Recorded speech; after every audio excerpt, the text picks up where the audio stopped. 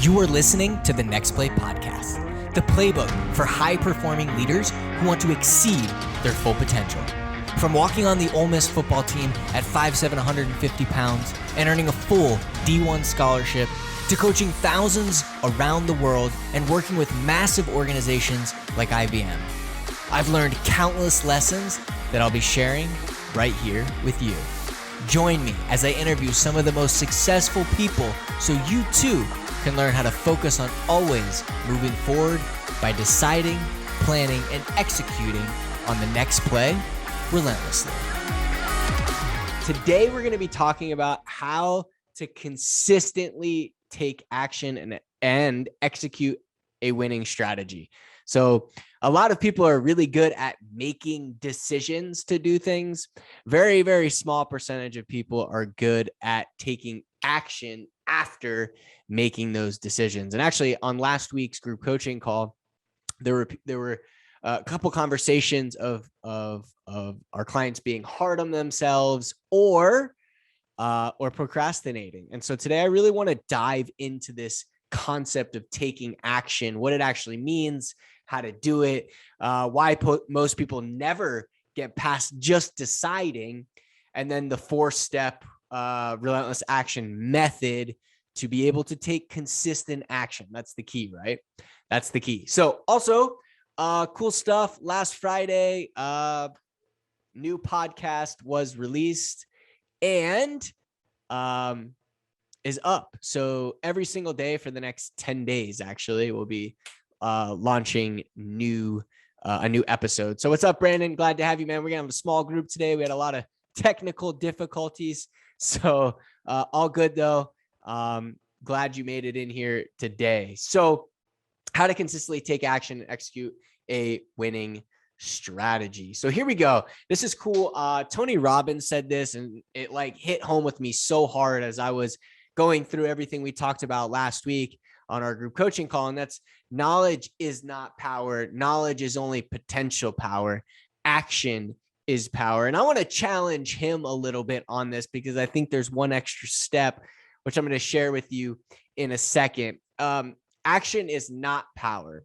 Consistent action plus knowledge is power. But I do want to prove this point, which is the fact that knowledge is not power. Because how many people do you know?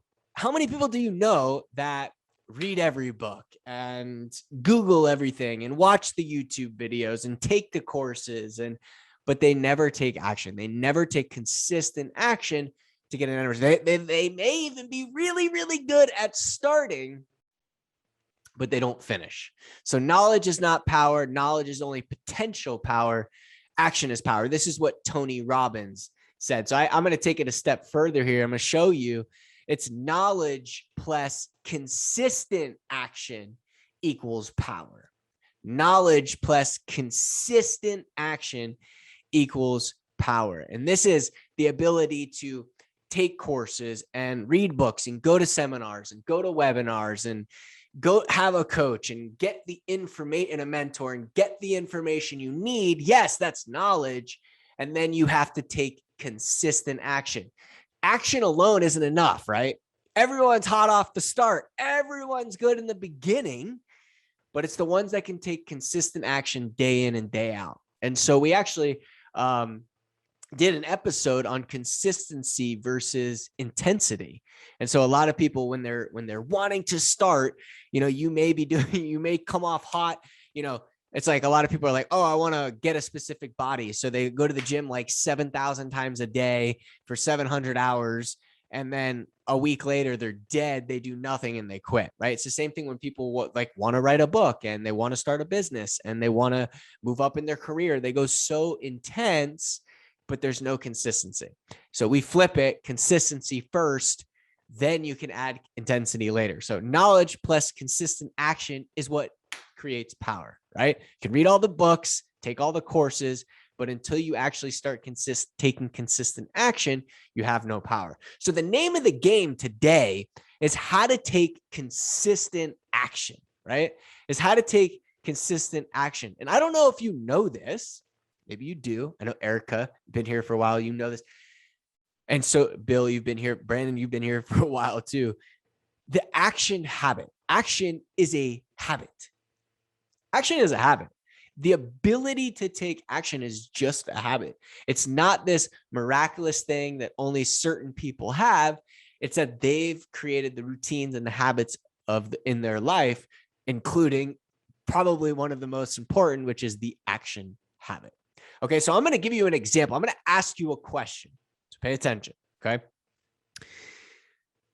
There's 5 people, and all 5 people get a huge job opportunity. Okay. But it's going to be, it's fearful. You may have the golden handcuffs, right? So you have to leave a good job to go to another job. It's a little risky, but the potential of what you can make and how you can grow in this new job is much more. So 5 people get a huge job opportunity. 5 people get this huge job opportunity, and 4 decide to move forward. All right. I'm going to ask you now. You got to chat it. How many people are left? Simple. How many people are left? 5. So 5 people get a huge job opportunity. 4 decide to move forward. I know we got a small group today. 4 decide to move forward. How many people are left? John, what's going on? Thank you for actually getting in. I know we had a lot of technical issues today since we moved in. So how many people are left? Someone's got to answer. 4. Okay, so Brandon's got 4. Bill's got 1. What do we got? Erica, how many? 4, 5. There you go. How many of them are left? Brandon came back with the right answer, and it's all of them. Okay, because they all decided. They didn't take action, but they decided, right? Deciding is good. Yes. Okay. I made a decision, but how many people decide to do things? I'm going to do that. I'm going to write a book. I'm going to go play Division I. I'm going to start this business. I'm going to write a book. I want to get a better job. I want to, I want to get the body of my dreams. They make decisions, but they don't take action. So great answer. And we actually have spent a lot of time on how to make decisions, but that doesn't mean you're going to take action. But I want to prove the point that the action is much different than making a decision. So yes, we want to make a decision, but today we're going to be talking about how to take action, how to actually take action. And I saw this quote, really powerful. Your beliefs become your thoughts become your words become your actions become your habits become your values become your destiny. All right. So this is really, really powerful and something to consider and think about, right? Your beliefs become your thoughts, right? What you think about. Your thoughts become your words, which you talk about. Your words become your actions. Let's go. Making a decision. Let's go. Your actions, though, are what become habits, right? And your habits become your values, and your values become your destiny. So really, really powerful. And it really hits home on what we are talking about today, right? On what we're talking about today. So here are a few of the most common habits, opposite habits, I guess would be the right word. Here are a lot of the common habits that we have, right? That you have, that I have, that are the opposite of action habit. Okay. Waiting until conditions are perfect. This is something I used to be terrible at. Literally, I used to be so terrible at this. I would spend months creating something, and then it would never be perfect. And then by the time I was ready to launch it, it would be old and it wasn't good anymore. So maybe you're waiting till conditions are perfect. I want to do something in your mind right now. I want you to think about that. There's something you want to do, and you're waiting for for it to be the perfect time, but it'll never be the perfect time. Overthinking things. You may be overthinking things all the time. Hey, I want to get the body of my dreams. I want to make more. I want to do this, but you're over. Oh, well, I don't know this. I don't know how to do this. I don't know step number 6,488. I don't know how to do that step. Right? You may be thinking that. You may be focused on the past. This is probably one of the biggest that we see is your focus, on all your past failures. So every time you've ever you want to have a dream body, let's say, for example, every time you've attempted to go after and get this dream body, you have failed. So you decide you're going to wake up, you decide, not take action, but you decide that you're going to go after getting this dream body again. But you start to think about all the other times you failed in the past. And then you confirm your unconscious bias that you are a failure. So you stop and you sabotage any success that you could have had at that point, or you don't take action at all, right? Number 4, you allow distractions to become excuses. You allow distractions to become excuses. Kids, I'm not saying they're not important, but kids, what other distractions? Work, depending, whatever, like thousands of distractions, and you allow them to become excuses. And you allow them to become excuses because either you're focused on the past, you're fearing the future, you're overthinking things, right? And it's just like this perpetual, you just perpetual state of sabotaging. And like I said, a lot of times this is because we're focused on the past and we're fearing the future. So we're going to talk about how to break through that, but that's what it is. Being hard on yourself. So this came up at a very high level on our last group coaching call. So I wanted to bring this up because this is something that I've always had trouble with, especially growing up as a kid. And my parents would flip out and they'd be like, you're being too hard on yourself. Being too hard on yourself can be a good thing, but it could also paralyze you. It could also keep you from taking action because you're hard on yourself to take action. You're hard on yourself. Oh man, I got to do this. I got to do that. I'm not good enough. I'm not this. And then you don't do anything. So one of our clients was talking about the fact that she wasn't as successful as she wanted to be in the period of time. But then when you start breaking down that period of time and what was actually done, it was like, hey, you've actually done really good. Right. And so sometimes you have to just give yourself some perspective. So these are the 5 biggest opposite habits of taking action. Right. And so these are ones we want to avoid. These are habits we want to break. All right. So let's talk through this.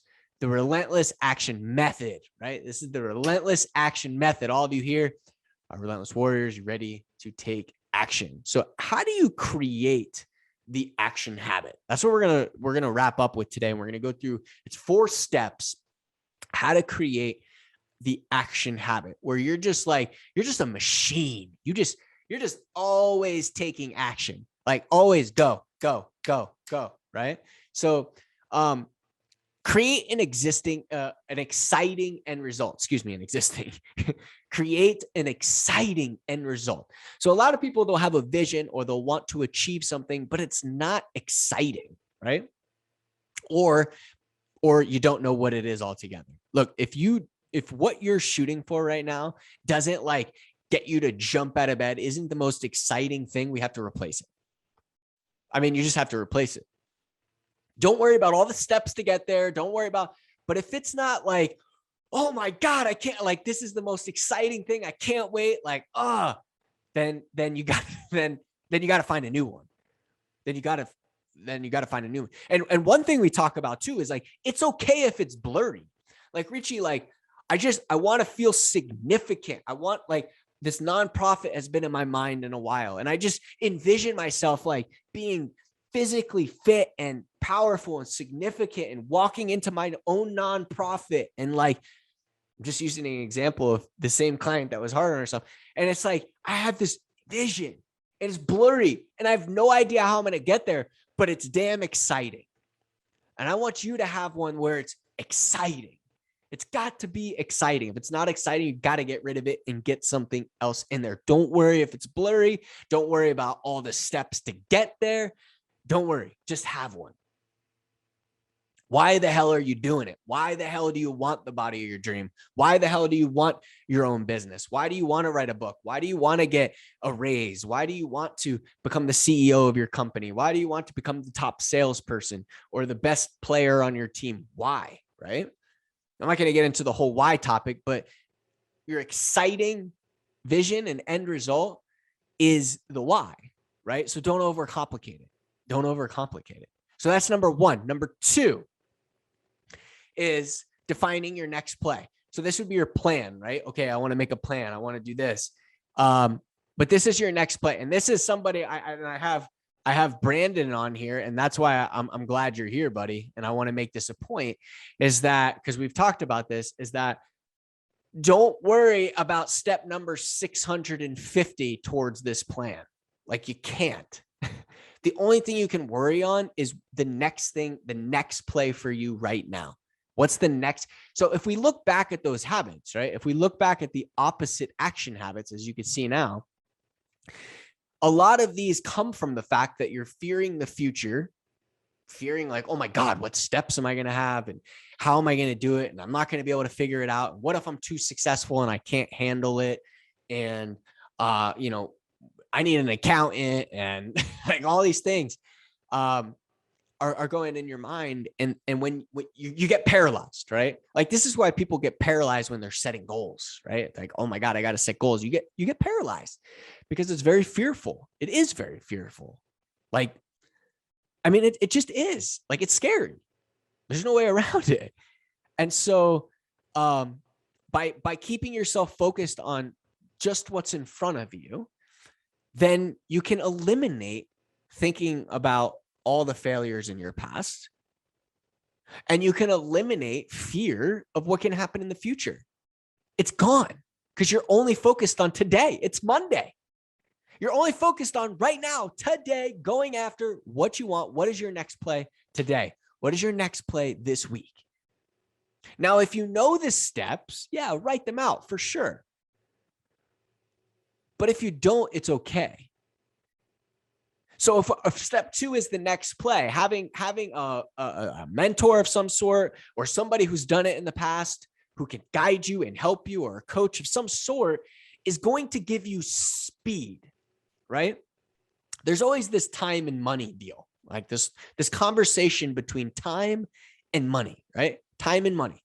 So if you invest money, you're going to compress time, right? Because you're going to get the knowledge and then have someone hold you accountable to take consistent action, right? So let's go back to that really quick so you can see it. Knowledge plus consistent action. So when you have the knowledge, somebody who's done it before, you can ask them, they're going to give you a plan, etc. And then you take consistent action because you're being held accountable. That's power, right? That's going to collapse timeframes. And that's what you're trying to do here, right? Collapse timeframes. So if you have a coach that just gives you your next play and you don't have to think about anything else, just do that. Just do that thing. Now, you may be like, well, I have, a mentor in the fitness world, or I have a mentor in my business world, but not in the other world. Well, listen, it's okay to have multiples. Like right now I have three. Now, I'm not saying you have to have three, but that's just what I believe in. And it works because it collapses time. Hey, Richie, you're 33. How have you done, 7-figure business? How have you played Division I college football? How have you spoken at the main stage and at IBM? Like, it's because I believe in collapsing timeframes by building relationships and working with other people who have done it before. They tell me how to do it. And then I just take insanely relentless action. So I want you to take relentless action. Don't be feared by, oh my God. Like, for example, speaking, like, oh my God, I have to speak in front of 9,000 people at the national sales conference of IBM at the Venetian. Like, think about when I first decided, hey, I wanted to be a speaker, I thought about that. I would have curled up in a ball and rolled under my bed and been so scared. But it wasn't that. It was like 7 years ago. And my coach was like, let's just tell one story. And I focused on telling that one story. So what is the next play for you? Don't worry about 3,000 steps in the future. If you know the steps, great, write them down, but don't worry about that. Don't. You're going to get there. All right. Another thing that will really help, by the way, with planning in the next play is just being really organized. Being really organized. If you haven't read the book, Getting Things Done by David Allen, it's so easy. It's so simple. It's like life-changing. It is life-changing. So get organized. Okay. Number 3, execute. Just do it. When you have like somebody who's guiding you and telling you, it's so easy to do. right? It's so much easier to do and do consistently. But it's like teaching a reaction. It's just do it. Okay. So let me explain how to execute it. Richie, how do I execute it? Don't just tell me to do it. It's so annoying. Don't tell me to do it. Like, how do I execute it? So here's how you execute it. I've given this example before, but let me give this to you. So when you're using the next play and you're just focused in the present moment on your next play right now. Okay. So I'm going to give you an example of the boy who was trying to talk to the girl. All right. So the boy was trying to talk to the girl. The problem was this boy had been rejected so many times in the past that he couldn't talk to the girl. He would get scared. He would fear rejection. And oh my God, what if she turns me down? And oh my God, what will my friends think of me? I'm going to be so sad. It's like, and she's going to hurt my feelings. And so all of these things, of thinking about, the boy is thinking about, oh my God, I failed every time in the past. I can't do this. I'm a failure. And then fearing the future. Oh my God, what if she rejects me? What if my friends laugh at me? What if, this, and what if that, and what if this, and what if that? And so the boy didn't ever go after the girl. But the boy learned a very simple process called the next play. And it was focusing on the present moment and what to do to take action right now. So here was what the mentor said to the boy. He said to the boy, look, all I want you to focus on is the present moment and your next play right now. Here's how you do it. Number one, you're in that state. You want to talk to the girl. The first question you got to ask yourself is, what is the most important play? And it's always the next play.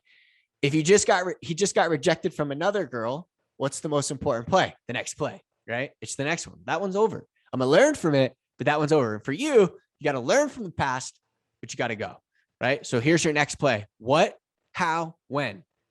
Say that with me. What, how, when? Very simple. What, how, when? That's all I want you to do. What, how, when? So he said to the boy, look, what are you going to do? Go talk to the girl. How are you going to do it? Walk over there. When are you going to do it? Right now. Go. What, how, when? I'm going to go talk to the girl. Walk over there right now. Go. Boom. And he went. Talk to the girl. All right. How, what's your next play? I'm going to go talk to the girl. How? Walk over there. When? Right now. Go. And for you, you may be saying, oh my God, there's this and there's that. Listen, ask yourself 3 questions. For the simplest thing, what am I going to do? How am I going to do it? When am I going to do it? Go. I can't get out of bed. I just keep hitting snooze. What are you going to do? I'm going to get out of bed. How? I'm going to sit up. When? Right now. Go. See? It's it. What, how, when? Go. What, how, when? Go. Anytime you're feeling stuck, you're stuck. What, how, when? Go. That's how you take action. That's how you execute. Everyone says, just do it. See, that's why I have the Nike right here. Everyone says, just do it. Just do it. Just do it. Listen, how am I going to tell you to just do it? You're going to be like, Richie, I don't want, what do you mean just do it? Everyone says that, right? That's why I don't believe in overcoming fear. I believe in eliminating it, because people teach you how to overcome fear. No, we got to completely eliminate it and take it off the table. All right. So that's how you execute. Just don't overthink it. Number 4 is accountability. All right. And this is one, obviously, I'm a huge fan of. I have 3 of them, accountability coaches in my life. And they hold me accountable. I'll tell you what, right now, if you're listening to this and you're like, oh, I don't need accountability, I just want self-accountability, you're making a massive mistake and you're allowing your ego to shut you down. Okay. You're allowing your ego to shut. Let me give you an example. Michael Jordan has won 6 titles when he had Phil Jackson holding him accountable. When he didn't, he won 0. Okay. He had somebody great holding him accountable. Tom Brady has multiple people holding him accountable. You think Tom Brady is the greatest football player of all time? 7 Super Bowls, and he has someone holding him accountable. He has multiple people, actually. Why? Because accountability works. It's not ego. That's the thing. It's not ego. It's about getting to the end result as quickly as possible. Right? And accountability does that. Here's why. Number 1, it creates massive consistency. You should be having weekly reviews every single week, so you can be reviewed. What did you do last week? What were your habits? What was your workout? What was your diet? What was your conversion rate in your sales? How many catches did you have in your sport? It doesn't matter what you're tracking. It just doesn't matter, right? but it's got to be consistently. So if you're meeting every week, you're going to say, okay, last week I did bad. Last week I did good, but you didn't fail and you didn't win. The only thing that's important is the next week, your next play, right?